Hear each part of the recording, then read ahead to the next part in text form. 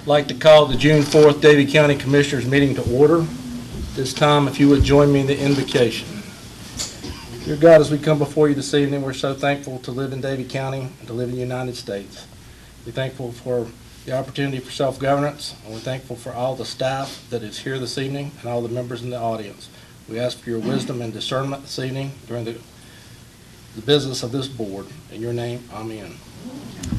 Okay, you'll stand and join me for the Pledge of Allegiance. I pledge allegiance to the flag of the United States of America and to the republic for which it stands, one nation, under God, indivisible, with liberty and justice for all.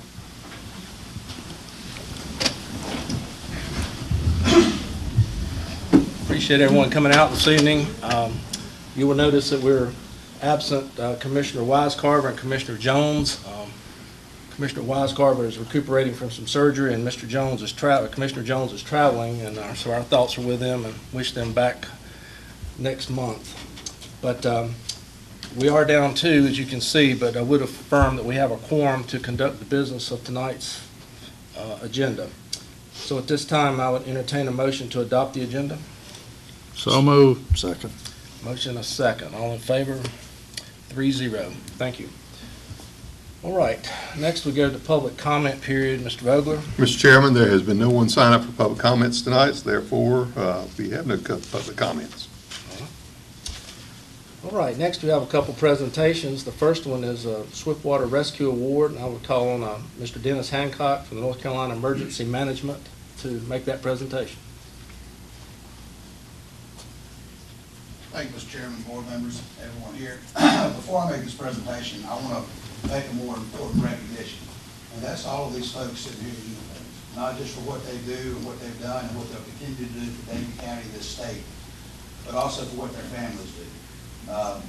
They can't get to where they are and do what they do without great support at home, great support systems, very understanding, significant others. I've been in public safety 23 years. My wife knows the deal. I know your wives and husbands, friends, families, they all understand. But I wanted to start this by recognizing them. As most of you are aware, and I think most of us remember, in October of 2016, Hurricane Matthew struck North Carolina. As a part of the response to Hurricane Matthew, the state of North Carolina mobilized 77 boat crews, 12 rescue aircraft with about 400 rescuers, and effected the rescue of over 2,300 people. Pursuant to that tremendous effort that resulted in no rescuers being injured, the state of North Carolina and the Swiftwater teams were recognized with the Higgins and Langley Swiftwater Rescue Achievement Award. It's an award given by the Swiftwater Committee of the National Association of Search and Rescue that recognizes outstanding achievement in the technical field of swiftwater and flood rescue. It's internationally recognized, and it's quite a feat to be recognized for this award. Mike, for Andy to come up. The other guys that were there, please stand up. This was a team effort. You got some good folks here.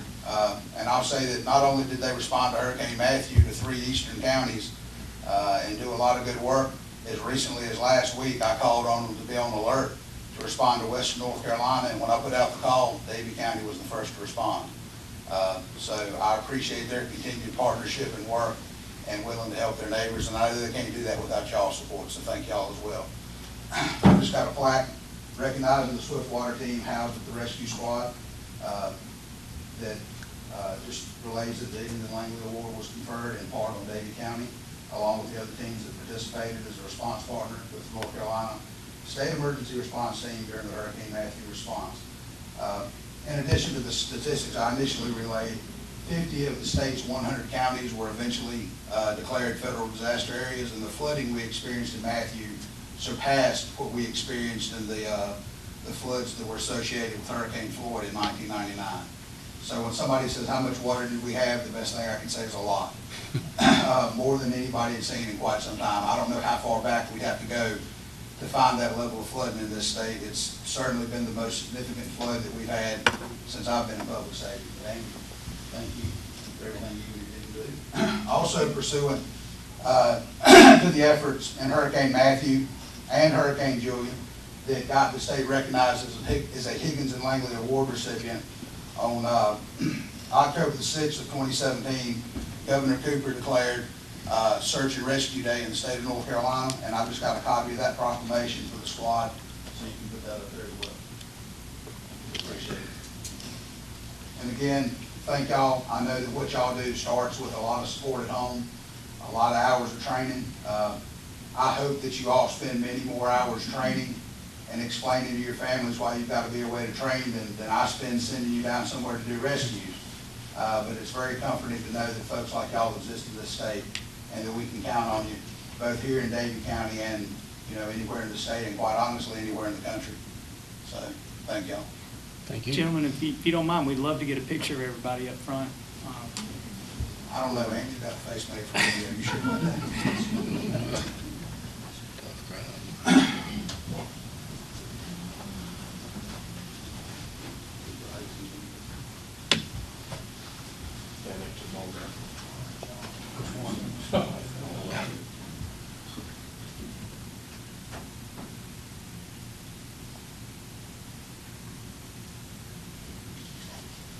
Everybody done? Y'all say when, we'll stop, we'll go ahead. Send Andy the bill. Thank you. Thank you. Thank you.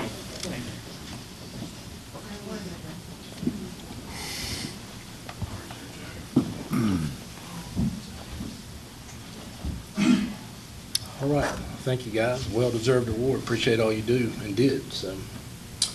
All right, next we have another award for EMS. Related, I'll ask Mr. Bird to come forward. Yes, sir. Thank you, Mr. Chairman, gentlemen.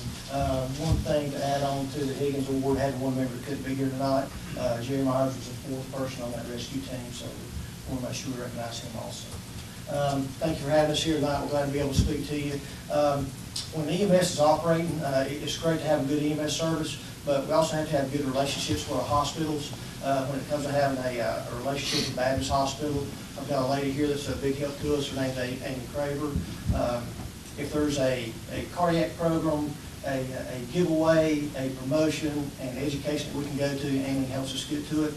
She's the Heart and Vascular Center and the race team coordinator, and Amy's here tonight. She has a presentation to make. Yes, ma'am. Good evening. It is truly my pleasure to be able to do this each year and to recognize Davie County.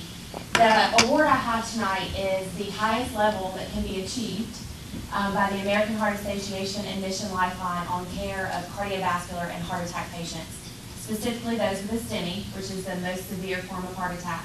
And this year, Davie County has achieved and earned the EMS Recognition Gold Plus Award for the care of these patients, which is nationally known and recognized, and again, the highest level that can be achieved. So thank you for your care of your patients and your community and your dedication to excellence. Congratulations, you I guys. appreciate that. All right. Just so everybody knows, a lot of this award goes back to the training that you have. I got Joseph Ashman standing up here with me. Nobody studies training and provides more for us than Joseph does, so he's a big part of this. So, thank you, I appreciate it. Congratulations, All right. very, very Hey, come up much here. deserved. We'd like to get another picture of you. Sure.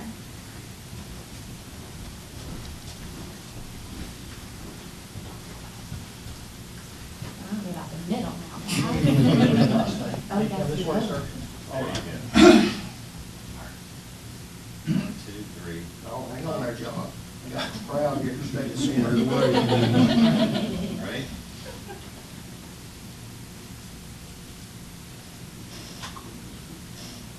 All right, thank you. Thank you, guys. Congratulations. Thank you, Jimmy.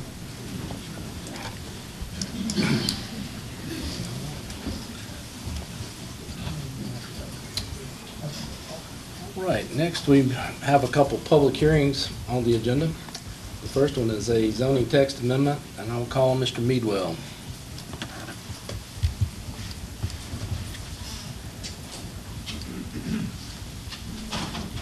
Thank you, Mr. Chairman. For tonight, you have a text amendment to section 155, 151 of the Special Purpose District C access. Greenco Energy has applied for a text amendment to this section of the ordinance, only to the access portion of the standards for the special purpose district. If the board recalls that when we adopted the special purpose zoning district, the intent of the district was to provide for those uses that have a greater than average impact on those surrounding properties that may be adjacent to them. So when the board adopted it, there were several dimensional access requirements, things of that nature for the district itself. What Green Code is proposing is to modify that access requirement, which states that a special purpose district has to be accessed by either a major or minor arterial. What they're proposing is to provide an exception to solar generation facilities that they be accessed by a state-maintained road as that the uses of that type of use is a very low impact type impact once the use is established. That the only real impact is at the construction. So the planning board heard this at their May 22nd meeting and voted unanimously to approve by a vote of 7 to favor and none opposed. Staff also met with the applicant and would also agree that just based on the impact that this type of use has, it probably does not need to meet that higher level of access. But I think the thing to point out is that it's just the solar generation facilities would only apply to this to have the access to the state maintained road. All the other uses would still be required to have access to the major or minor arterial. So the applicant is here, which they are the applicant are proposing the text amendment. So I'd like to probably just turn it over to them and let them just make the presentation to the board. Sure.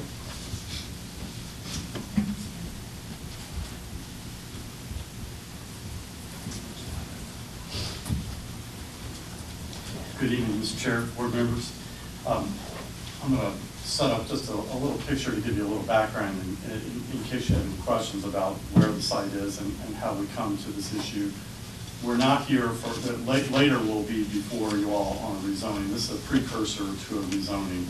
The issue that we're trying to solve here is a 350-foot access problem where the parcel in blue is where the project is going to be. It's going to cover about 63% of that area.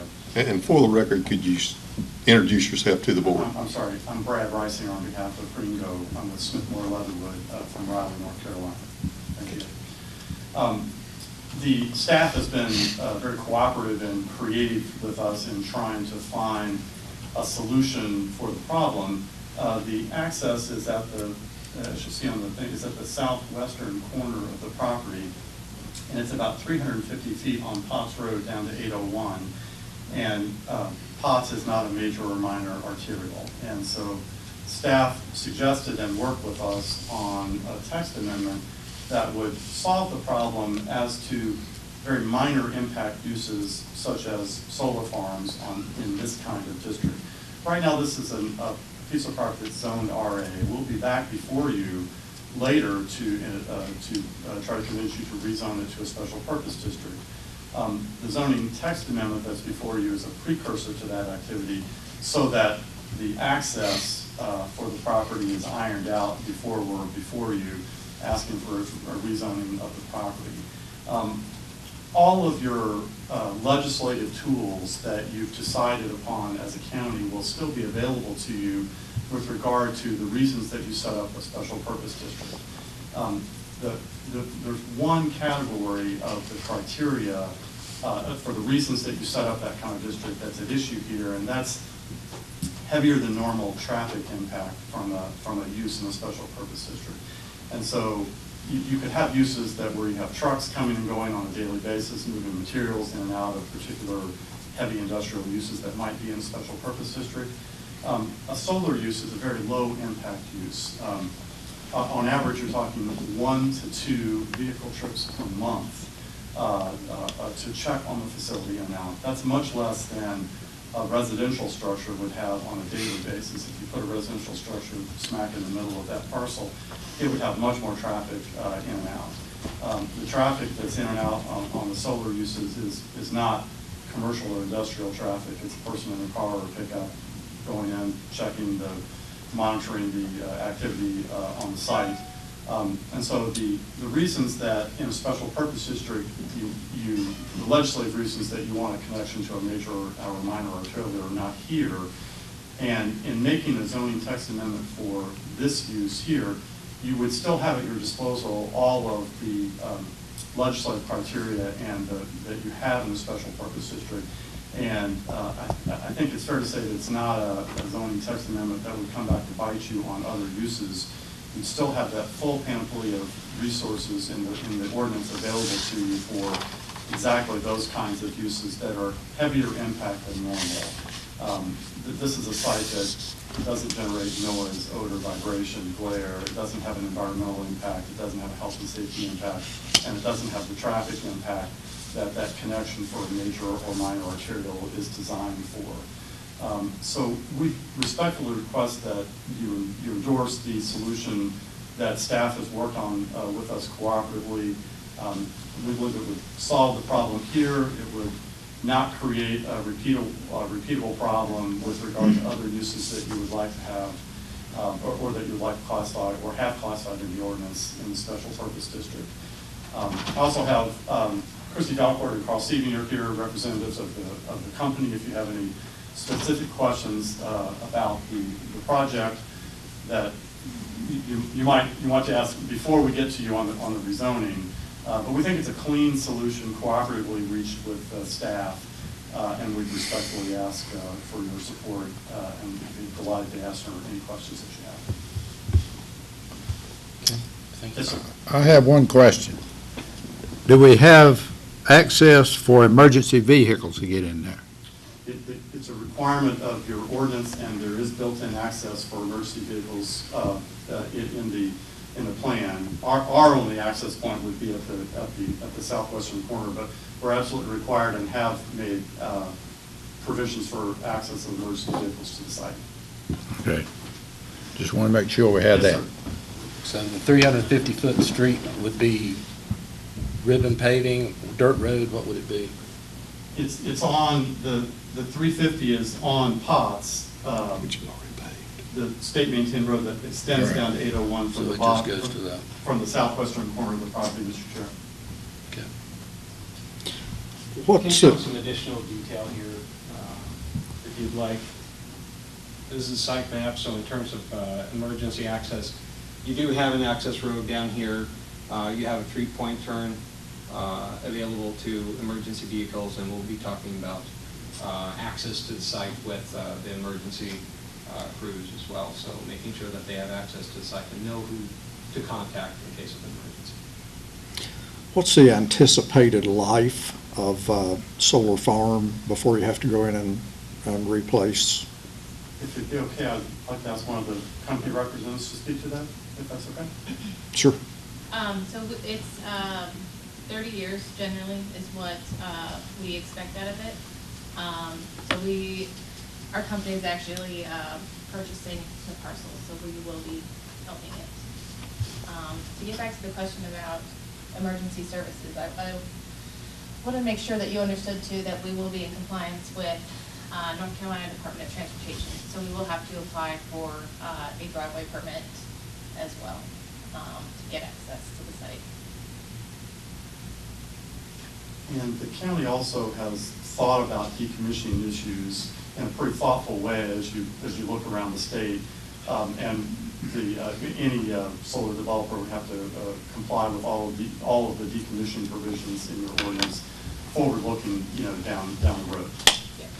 Yeah, the ordinance does contemplate a decommissioning plan with a surety bond or other performance guarantee as well. So we would have to be in compliance with that. Now, do you anticipate decommissioning and removing, or do you just go in and repair or replace what's there and keep on with your use? Yeah, so probably replacing out the panels. At this time, The technology is still relatively new. We know after, I think, about 20 years, they degrade slightly, 15 to 20%. So they're still very efficient at that point. But yes, if something goes down, we would replace it. But once, I think your ordinance states if it's not producing power for a certain length of time, maybe 12 months, then we'd be required to decommission it and, yeah, take everything down. Mr. Chair, members of the board, that's what we did within, the last 24 months when that came before the board with regards to solar farms in particular, on the decommissioning of it and what we required of the companies and so forth in order for them to even get the permit in the first phase. And in follow-up to the county attorney, nothing about the zoning text amendment changes in any way the base requirements for solar energy generating facilities that are in the ordinance. Our company or any other that comes before you still has to meet the whole range of criteria that you set forth in the ordinance for this activity in your jurisdiction.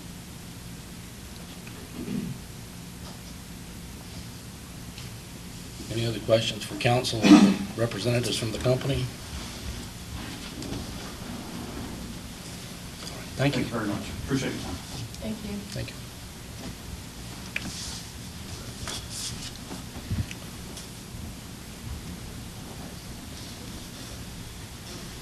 All right. So this is a public hearing, so Mr. Vogel? Chairman, members of the board, thank you. The chair has announced this is a day and hour for the public hearing on the proposed zoning text amendment, Chapter 155-151 of the Davie County Code of Ordinance regarding special purpose zoning.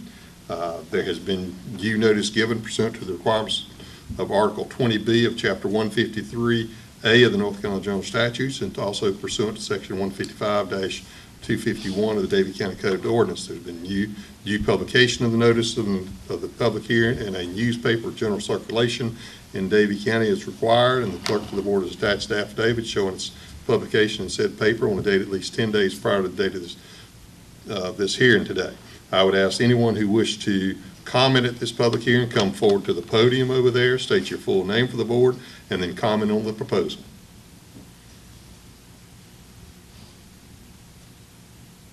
Mr. Chair, seeing no one come before the board to comment, I would now turn the public hearing back over to you as board chair, so you may close the public comment section of the public hearing, provide the board the opportunity to discuss among yourselves what, if any, action you wish to take with regards to this matter. Okay, thank you. All right, we will declare the public hearing closed. Any further comments, questions, concerns? Mr. Chairman, I would make the motion that we adopt the zoning text amendment. Okay, have a motion. Do I have a second?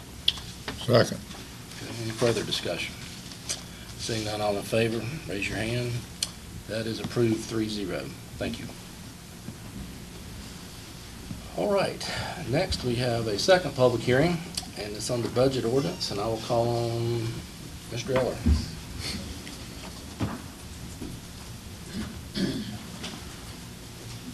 Mr. Chairman and board members, thank you for hearing us tonight. It's that time of year again for our budget process, and I'll be giving you some precursor information. Ms. West, our financial officer, will be coming up to also go through some things with you, and then I'll re-engage you at that point and kind of bring that presentation home and see if there's any additional things we need to cover. But as all of you know, requirement by North Carolina General Statute 159-11 requires the county manager to present a recommended fiscal year budget for commissioners. And this year it's in the amount $71,049,326 at a property tax rate of 0.738 per 100 of property value. Therefore, a value of penny property value at this rate equates to $460,000 in revenue.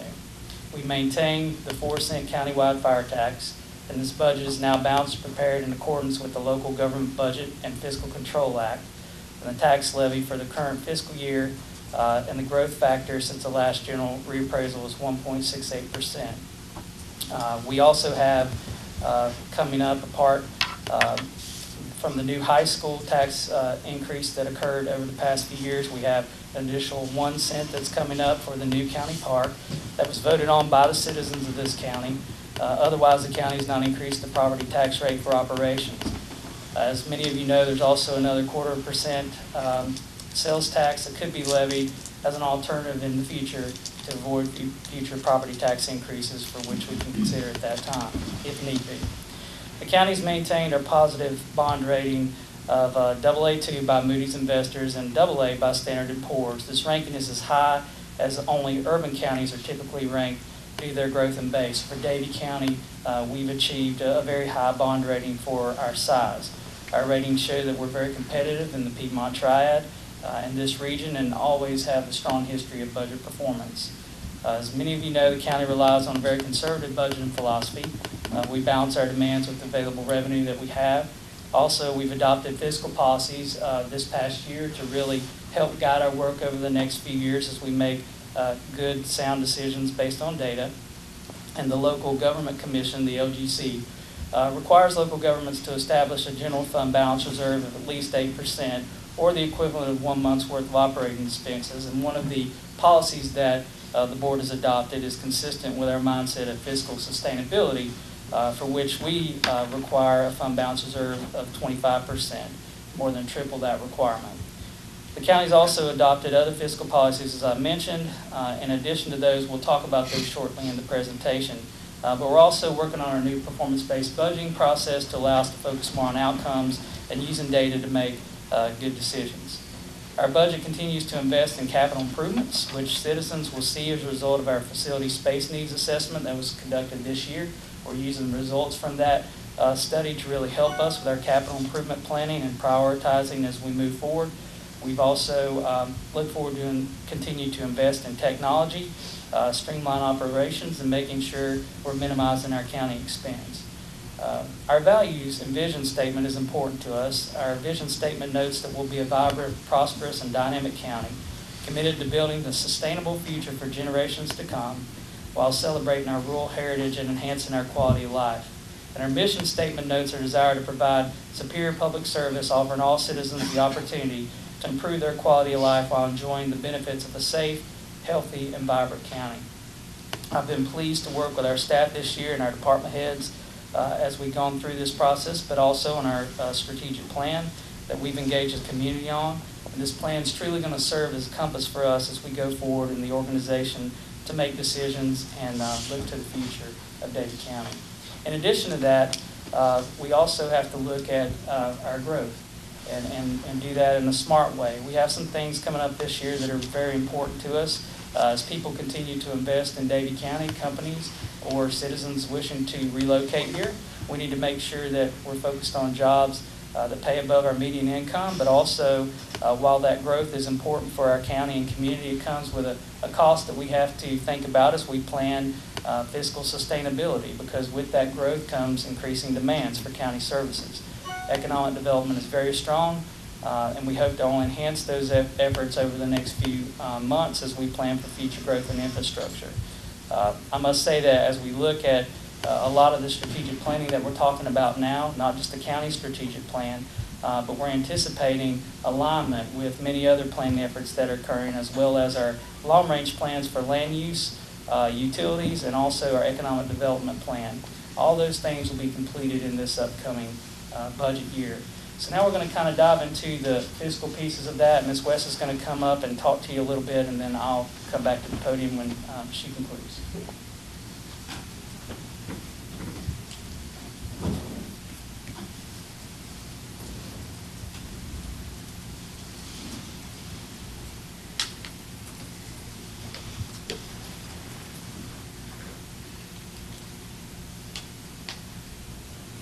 So this is, the next several slides will be on the general fund only.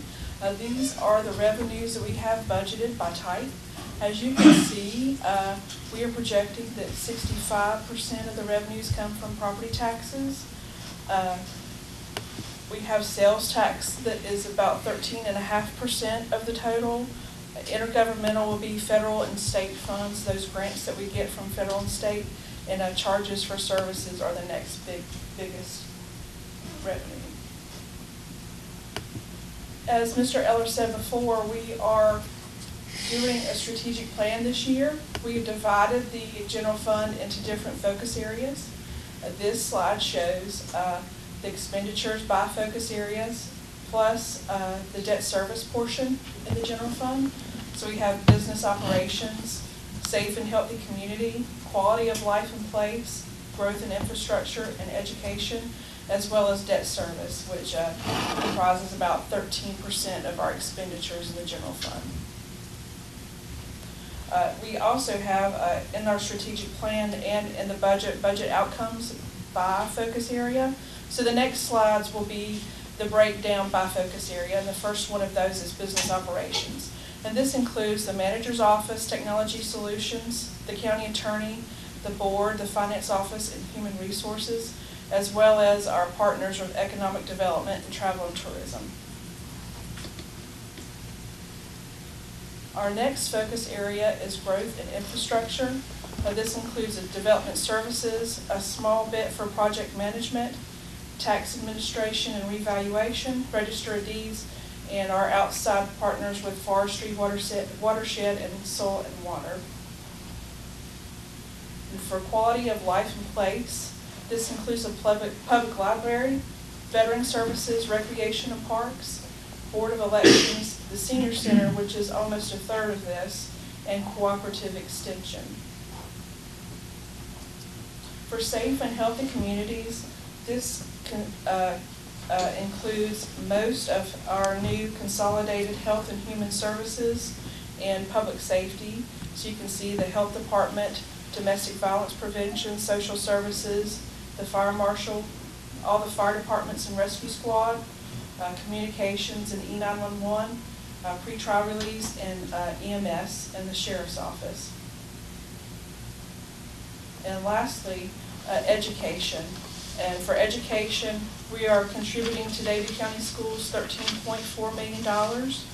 Our current expense contribution is in alignment with our interlocal agreement that we have with the schools. So that's increased this year.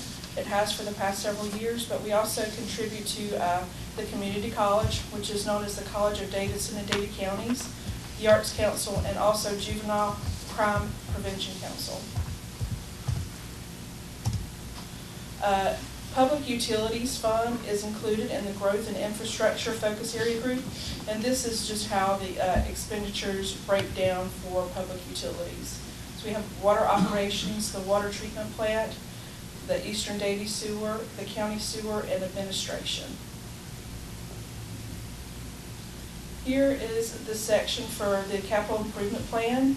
You approved the capital improvement plan at the March board meeting. So some things coming up in the next fiscal year, some renovations for this building, some more interior renovations for the courthouse, replacement of voting equipment, and of course the large park project that we're going to pay for those general obligation bonds. And just as a note, we have set the bond sale date, and that's going to be on October the 16th with the closing on October the 30th. So you want to mark your calendars for that. We'll be selling $5 million of bonds. Some other items included in the budget are employee compensation. We want to remain competitive and a preferred employer in the marketplace, so we have included in the budget all full-time and regular part-time employees are going to be eligible to receive up to a 2% increase. So the first 1% will occur on July 1st for employees who aren't experiencing any performance issues or are not in a probationary status. And for those that have on their performance appraisal that they score above average and meet performance goals, they can be eligible to receive up to an additional 1% merit increase on their anniversary date if their department director decides that they can get that. Also, we have good news that there's no healthcare cost increase. We've been able to maintain our healthcare premiums at the same rate since 2015 and 16. And in order to keep these premiums so low, we've implemented a health risk assessment for full-time employees and their spouses if they're on the county's health plan. They can be obtained at the County Wellness Center, or they can go to the physician's office, but I think they still have to go to the wellness center for a consultation. And if they're below on any of the ranges on the health risk assessment, they have another year to show improvement. So we're looking at premiums increasing in 1920 for those people who have more than the baseline levels on their health risk assessment. Here is a chart of property tax rate history. Some things to note on here is we have the penny right here in the last column, the very top part. You can see the purple, you might not be able to see it. But we have not increased the property tax for operations since 2006, 2007, even though pressures on our expenditures greatly increase every year. You know, we do have the big bump here to cover the school debt for the general obligation bonds. On this slide, this is our fund balance percentage. This is our available fund balance as a percentage of general fund expenditures. The orange line is the county, and as you can see here, it's basically over the past several years been sort of flat to going down just a bit. We are always compared to our population group by the Local Government Commission. So that's the blue line, and as you can see, that's been increasing about 1% year over year. And the green line is the state line. That's all counties in the state. So that's just a comparison between us, the population group, and statewide. And the flat line here at 25% is our established financial policy of 25%. So the 2018 number is still just an estimate at this point since we're only at the beginning of June. So I'm thinking it should stay about the same or a little less than it was last year. Here's just a summary slide of some information about property taxes. As Mr. Eller said before, 1 cent of property tax equals about $460,000.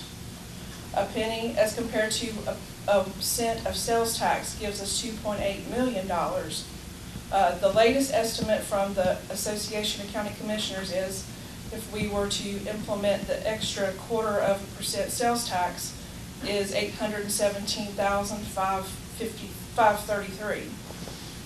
So that's something to consider because, you know, that's the last thing that we can add to get some additional revenue.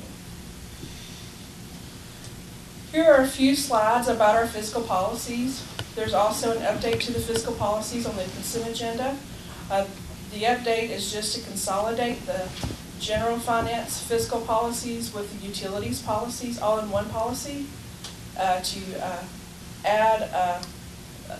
develop a 5-year financial forecast to that policy, and also just cleaning up a little bit of the language to state exactly what we're doing. So the county will use one-time or other special revenue for funding special projects, not continuing operations. Secondly, we've updated this part of the policy because we are doing the review and update of the capital improvement plan every year instead of every 2 years. The county will maintain a targeted available fund balance at the close of each fiscal year equal to 25% of the general fund expenditures. And we would like to confine long-term borrowing to capital improvement or projects that can't be paid from current revenues or fund balance except where approved justification is provided. We will use a balanced approach to capital funding, utilizing debt financing, draws on capital reserve, and current year pay-as-you-go appropriations.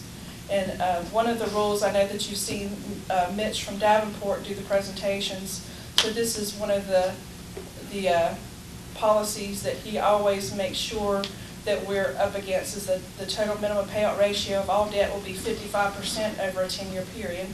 And also net debt service expenditures to total general fund expenditures shall not exceed 15%. And then the new thing for this year is we're going to develop a 5-year financial forecast. Because we've gone to this performance-based budgeting model, we think that developing a 5-year financial forecast will be easier than it ever has been. So the next 2 slides are just a summary of the utility fund policies that you adopted, I think, back in January. So the county will maintain a minimum debt service ratio coverage of 1.5%, or 1.5 times, and a minimum days cash on hand of 365 days, and will formalize a projection of revenues, expenditures, capital investments, and reserve requirements, and also for the utility fund, develop a 5-year financial forecast. We will also incorporate annual rate increases to comply with adopted financial policies and budgetary requirements. We want to limit those to 3%, but if there's anything in excess of 3%, we will always go back to the board to get you to approve that. And again, we're going to annually review and adopt the CIP and the financial and rate forecast. And also adopt and implement a system development fee strategy to fund continued growth of the system. So I know back in January, Elaine from Raftelis came and did a presentation on system development fees. And those fees are also included in the fee schedule for this year in the budget documentation.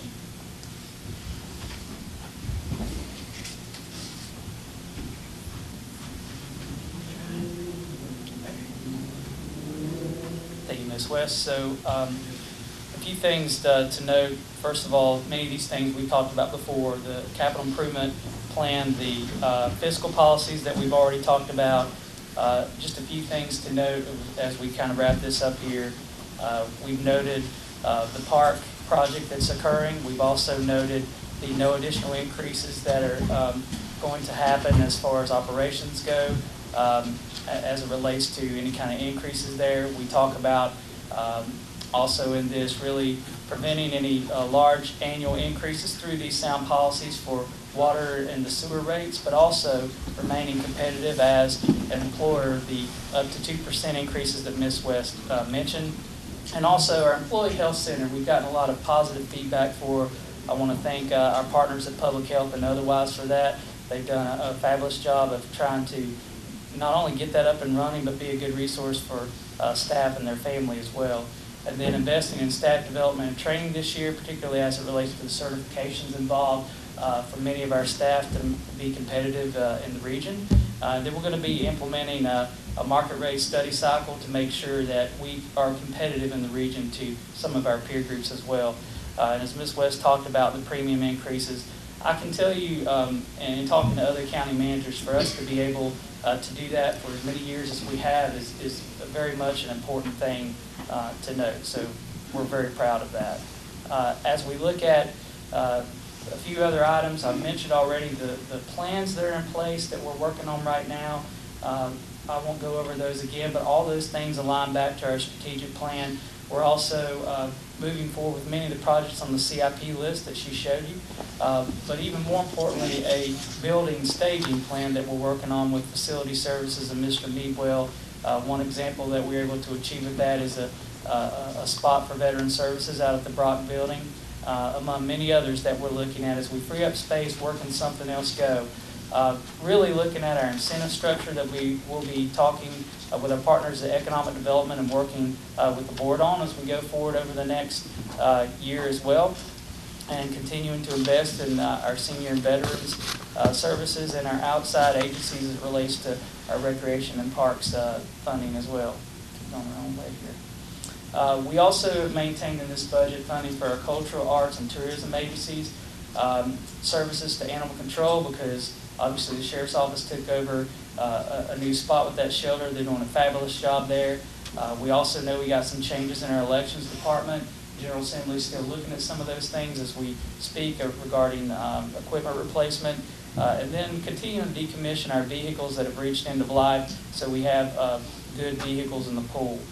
Maintaining our fire departments and our rescue funding with no reduction there, our EMS schedules and assessing capacity needs there, working on Mr. Bird and Lipscomb on those pieces and looking at data, improving our investment to behavioral health services, which all of you continue, I know, to hear about, from opioid issues to otherwise, our transportation services with Betty, looking at our revised fee schedule process that is in your packet that we look at every year, and then really continuing to invest in our public school system as well. As we look at the interlocal agreements we have with the colleges, community college, but also the schools, continuing to invest in those pieces and our towns. All those things are being reassessed as we speak. I've already mentioned not only decommissioning plans of vehicles, but replacing those as we need to, and then our mileage rate that's required by statute to have as part of the budget process. Making sure that the former hospital that we have has a useful life. We're working with the community college on that to be a simulated-like hospital. We've already heard about the strategic plan and performance-based budgets.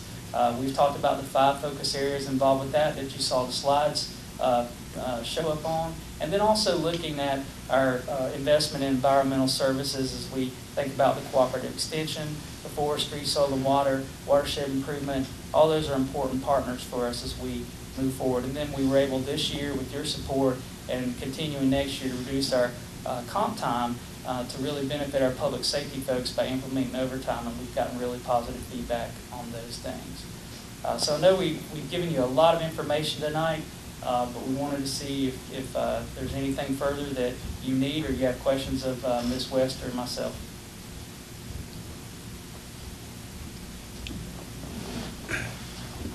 I know we've seen this information, but does anyone have any questions? No, I do have one thing I would like for you to do, though, if you could, is to explain to the audience where we stand on our recreation bond that's resulting in the 1 cent tax increase this year, and how it will progress over the next few months until we get into construction. I can do that, and I can have Ms. Wells help me with that. She understands the pieces that she talked about earlier, but in October, we'll issue the bonds for the park.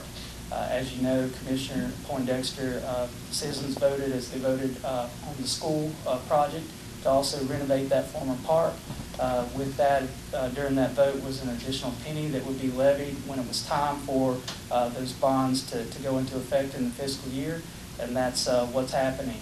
We also have not only Mr. Blackwelder and Mr. Meadwell working together with Mr. Moore on the park, but we're progressing soundly and having weekly updates on the project. So we feel very good about where we are at the project, although we have a budget and we're going to have to stay within it. We know there's no additional revenues to support what needs to happen there. So as far as what the sale will entail in October, do you want to comment on how that process works? Sure. Robin will lead us in that process. Sure. So a few weeks ago, we were able to set the bond sale date with the Local Government Commission, and that's going to be October 16th. So we take that date and we work backwards, because we're going to have to go before the rating agencies again to be rated again. Right now, we're AA with one and AA2 with another one. So we have to get all of our financing information together for them. Sometime in August and September, we'll meet with the rating agencies again. So we'll be rated again, and then the LGC will sell the bonds on our behalf on the 16th, and we'll actually get the funds when we close on October the 30th. When do we expect construction to begin? Yeah, that's a good question. Mr. Blackwelder, you want to, or Paul, want to talk about that? I know we've been having weekly calls, and I don't want to put a date out there that isn't the most accurate. In fact, I think Mr. Moore and Mr. Blackwelder just had a conference call the other day, right? We did. We met last Wednesday.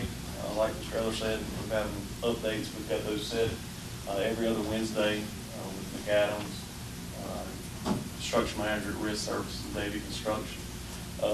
Once the bonds go to sale, we'll have that guaranteed maximum price in hand before they go to sale. Once we get funds available, we expect construction to begin 1st of November. And also, just to add on that, as a part of transparency, we'll be updating that project schedule on the Davie County website under Recreation Parks. Anybody can go and visit the repurposing project. That project schedule will be updated as we get updates. So for members of the public that are keeping track of what we're going, just note that project schedule, depending on any snags that we potentially may run into, that project schedule could change. But so far, looking good. With the bond sale being in October, it gives us a little more time to dial in those true costs so that we can get that GMP as firm as possible. So there are expenses naturally that you have because the LGC requires that you either have bids in hand or have your guaranteed maximum price from the construction and risk manager. So there are expenses that of course occur before then. So several years ago, the board passed a resolution to reimburse itself from bond proceeds. So all of the expenses that occur before the bond closing date, we'll be able to reimburse ourselves from bond proceeds once we get those proceeds. So things might be happening. I don't want you to think that things are not happening until we get money in hand. That's not how it works, so.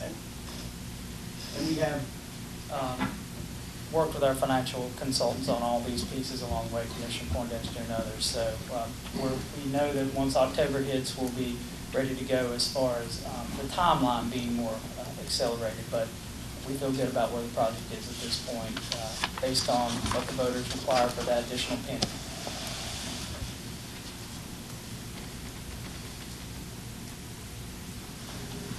Okay, any other questions? All right. Well, this is a public hearing, so I'll call Mr. Vogler. The chair has announced this is the day and hour of the public hearing on the proposed county budget for fiscal year 2018-2019 as required by North Carolina General Statute, Chapter 159. There's been due notice given of this public hearing. Said notice has been duly published in the newspaper of general circulation as Davie County is required by the clerk, as required, and the clerk has attached an affidavit showing publication in said paper on the date at least 10 days prior to the day's date. I would ask anyone who wished to comment at this public hearing come forward to the podium, state your full name for the board, and then comment on the proposal.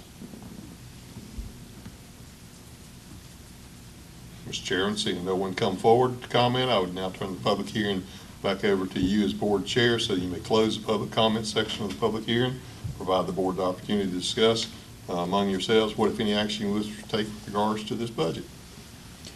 Thank you, Mr. Vogler. Okay, at this time, we'll declare the public hearing closed. Couple comments. This is performance-based budget. This is a new approach for us. I'm excited about that to see where we can go. Looking forward. I want to thank all the staff, financial staff, and then all the department heads because they've been involved with this since we decided to try this. So I know it's been a lot of work, and the outcomes have been clearly delineated, and hoping for good results. And all these financial policies, exciting as they are, we've tried to be proactive versus reactive, and I feel good that the county is in a good place as far as having policies to a little bit more forward-looking. So I appreciate all the work that's been done. Any other comments or questions, input? Mr. Chairman, I would like to say that this budget reflects a lot of work on the part of not just the commissioners, but staff and all the county employees, and really appreciate the hard work that's been done on it. Thank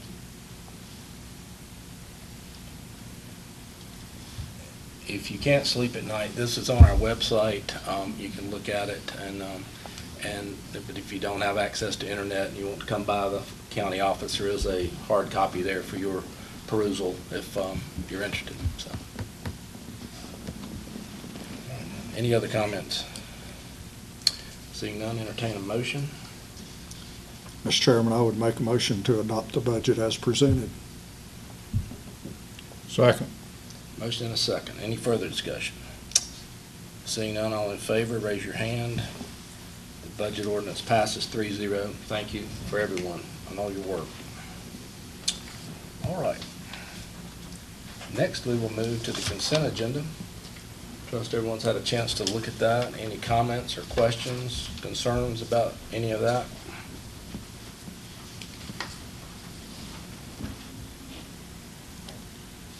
Motion to adopt the consent agenda. Second. Okay. Motion and a second. All in favor, raise your hand.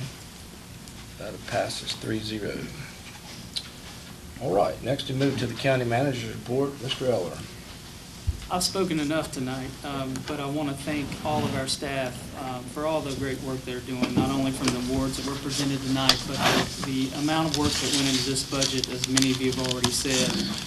This has been a year of preparing to try some things differently, to see if we can really start focusing on outcomes and see what happens as a result of those things. So we made a lot of changes. We put a lot of fiscal policies in place. We've got a strong capital improvement plan. So I just very much appreciate not only the board's support and being forward-thinking, but also our department heads and working with me as we've gone forward. So we're just blessed with a great staff and a great county. So I'm glad to be part of that. And after today, we'll really hit the ground with our strategic plan. So I'm looking forward to working with our staff to lead that effort. Thank you. All right. Do we have any old business that come before us this evening? Seeing none, any new business? All right. Well, we'll go to Commissioner's comments. I'll start with Mr. Poindexter.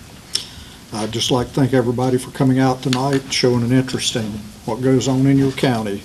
And I really appreciate the hard work done by the county staff, county employees, and the people in the county as a whole. Thank you. Mr. Ferguson.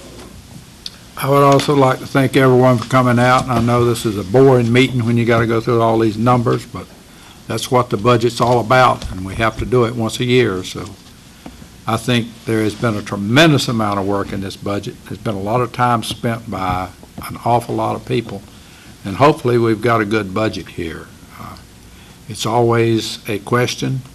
Revenue is always up in the air, as we all know. Sales tax, you never know exactly what it's going to be. You know pretty much what your tax is going to be on your ad valorem, but sales tax is always a question, and so is some of the rest of the revenue. And therefore, we have to be pretty flexible with expenses, and we also have to deal with our fund balance every year. So that's what you go through when you're dealing with these budgets. Again, thank everyone for everything they've done with it, and hopefully our numbers will come out better than we expected. That's what we always hope for. I'd like to thank everyone for coming out. Again, the budget information can be kind of dry, but anyway, thank you for bearing with us. We're already in the throes of the summer. School will be out soon, so watch out for the school children. And next time we meet, it'll be after July the 4th, or I guess right before July the 4th. So summer is here. Mr. Vogler, I can't tell you how glad I am to see you, and welcome back. We're glad to be here. So with that, I will entertain a motion to adjourn. So moved. Second. Motion and a second. All in favor? We are adjourned. Thanks for coming out.